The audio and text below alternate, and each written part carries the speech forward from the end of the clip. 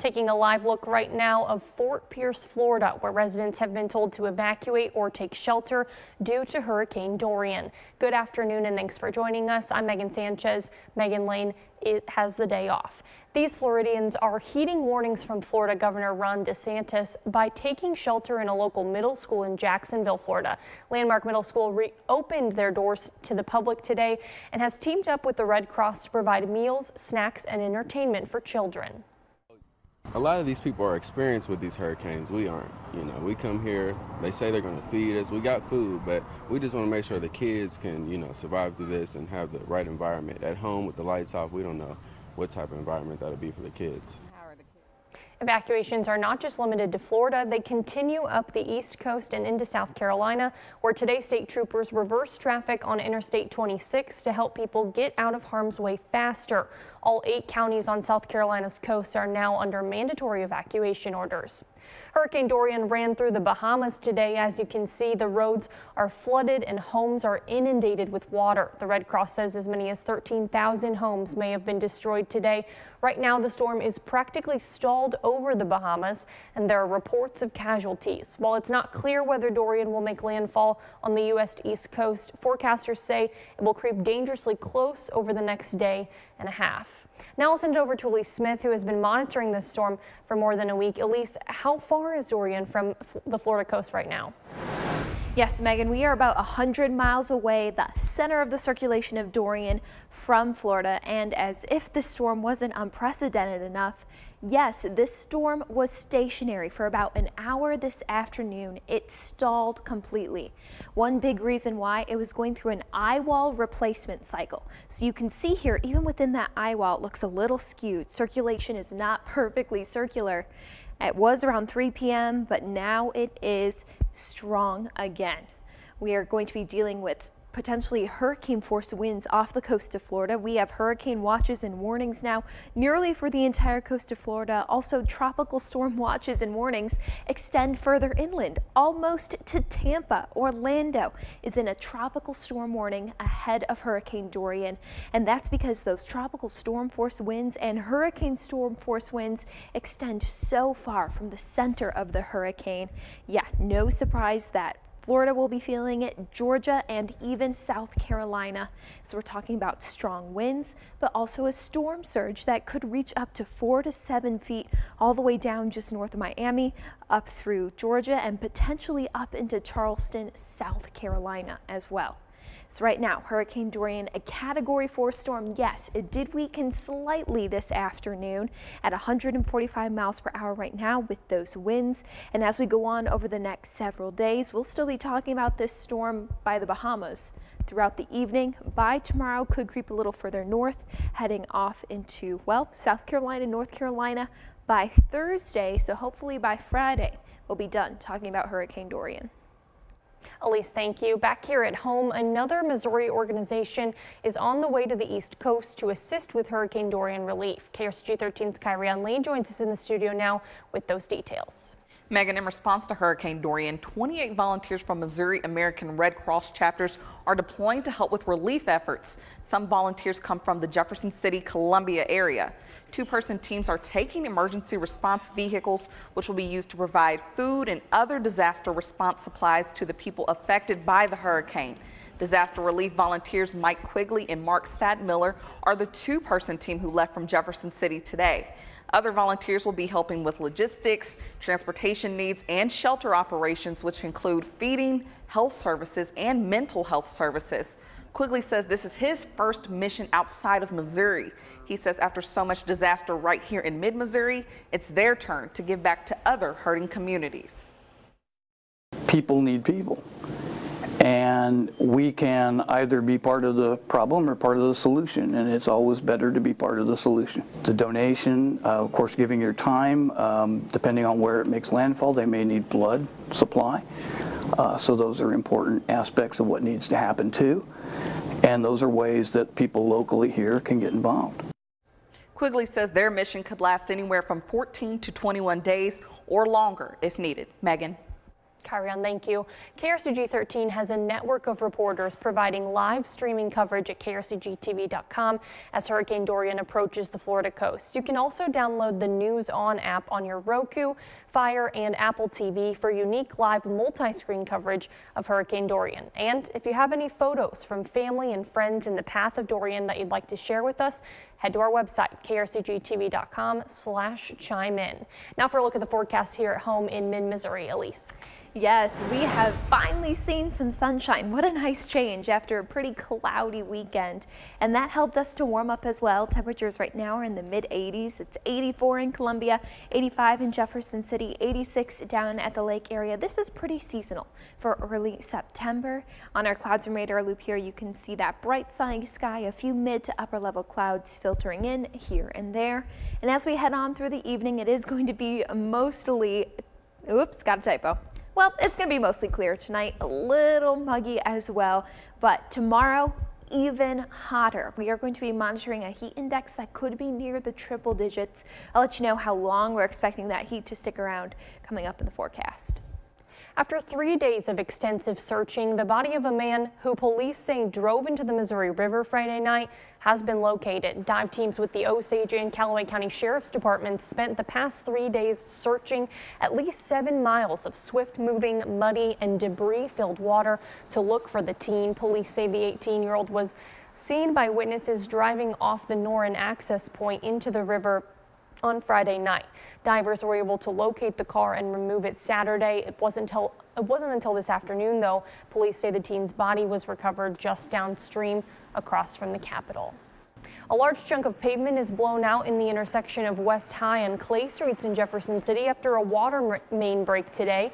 The break caused the city to close off access to non-residential traffic. Bystanders tell KRCG 13 the break caused the pavement to explode and made water shoot several feet into the air until it was finally shut off. Utility crews from Ameren and Missouri American Water were on the scene. Officials say they expect the street to be back open by sometime tonight.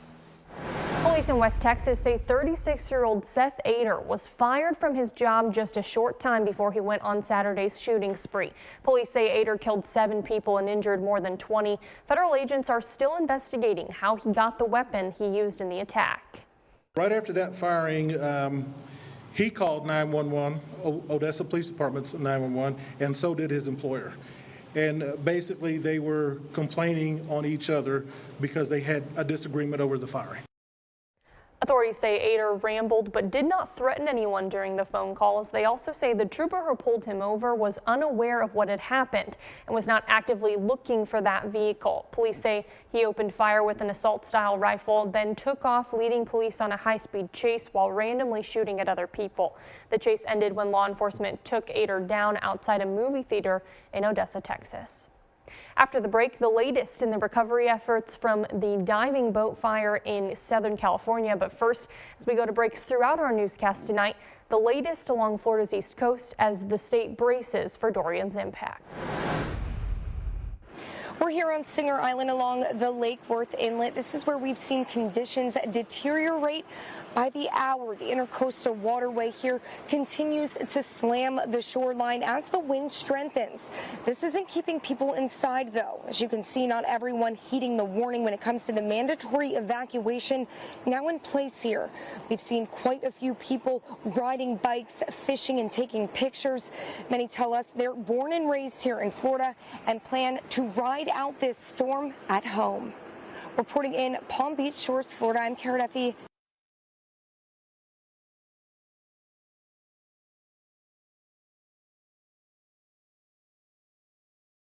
Fire broke out on a boat overnight near Santa Cruz Island. At least 4 bodies have been recovered, but 30 people are still unaccounted for. Danya Backus has the latest.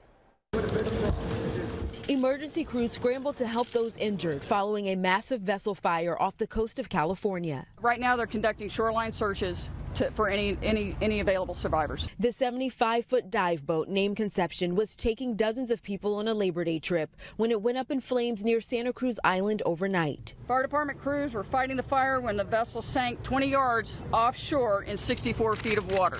The passengers were asleep below deck at the time. 5 crew members who were awake and above deck jumped off the boat and were rescued by a civilian boat that brought them to shore. Family members of the missing are anxiously waiting for information about their loved ones. The trip was scheduled to wrap up Monday evening. The vessel has been in full compliance.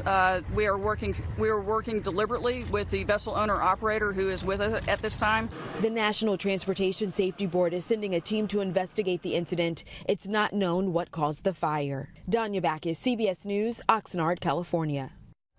And if you've been feeling a little more sniffly than usual, there's a reason why. Pollen levels are extremely high for this time of year. The main culprit, ragweed. That level is very high, always is in early September. Just wanted to let you know that yes, ragweed season, it's in full bloom.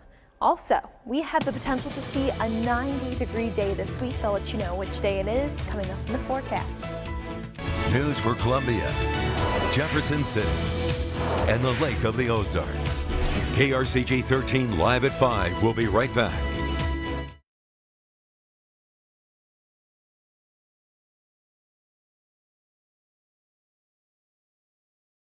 Let's start out this forecast with a beautiful summer sunrise photo. Mike sent this For Spacious Skies photo to us on our Chime In feature. He took it over Binder Lake.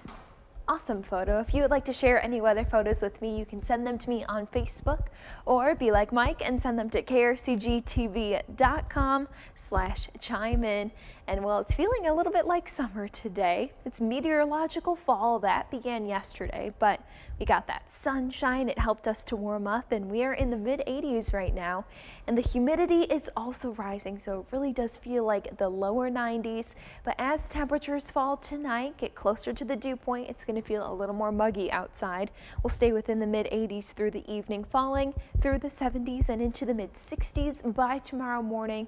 And tomorrow we'll see a stronger southerly breeze, and that will help us to warm up into, well, the upper 80s, near 90 degrees. And with that, we will find a heat index near the triple digits. Right now, that approximate heat index value for tomorrow afternoon, 98 degrees. So if kids have any practice after school, planning on spending some time outside, just be conscious because yes, it's early September, but it's going to be hot tomorrow.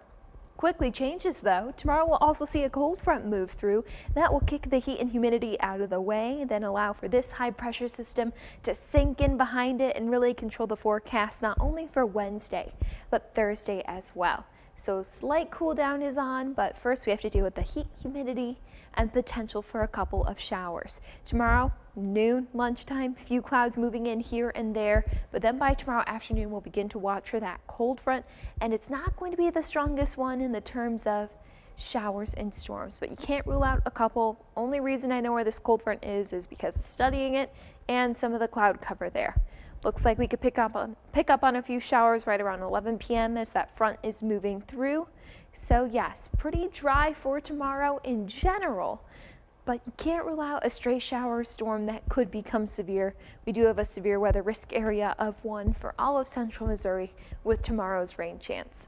Rest of the 7-day forecast after the heat and humidity, yeah, and finally going away. We'll be in the not mid-90s, upper 70s, then mid-80s. There we go.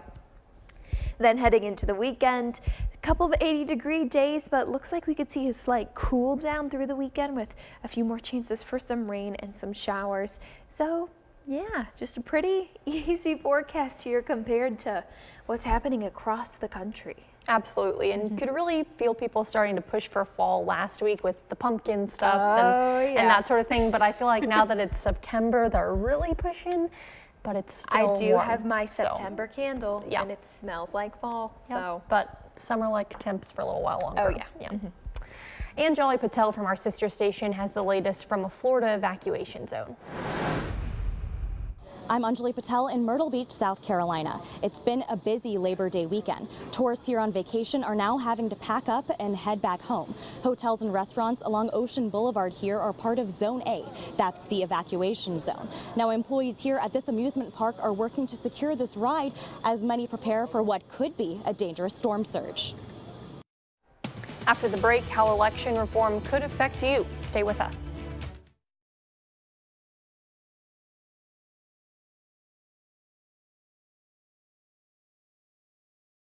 is also throwing voter ID into the mix, which has always been a hot-button partisan issue. National correspondent Angelica Alvarez reports. Ever since Robert Mueller's investigation showed Russian interference in the 2016 election, there's been a push to make sure 2020 is different. Russia, who successfully intervened in our election in 2016, will be back in force in 2020. Democrats are pushing several election security bills that focus on nationwide changes. The bills hit a roadblock in the Senate. Majority Leader Mitch McConnell argues they're too partisan and says the Senate has already taken action on the state level. I worked to ensure Congress sent hundreds of millions of dollars to the states to improve their defenses. Then with a tweet, President Trump threw a twist in the argument, demanding any election security bills come with voter ID, saying anything less would be meaningless. Tying voter ID to election security measures is a way to make sure that these bills don't go anywhere. Jonathan Diaz is an attorney with the Campaign Legal Center. He says voter ID is a highly partisan issue and one he believes is meant to keep minorities from voting, and cites studies that show in-person voter fraud is rare. The Brennan Center for Justice did a study that looked at 1 billion votes cast over 14 years and found only 31 instances of in-person voter fraud.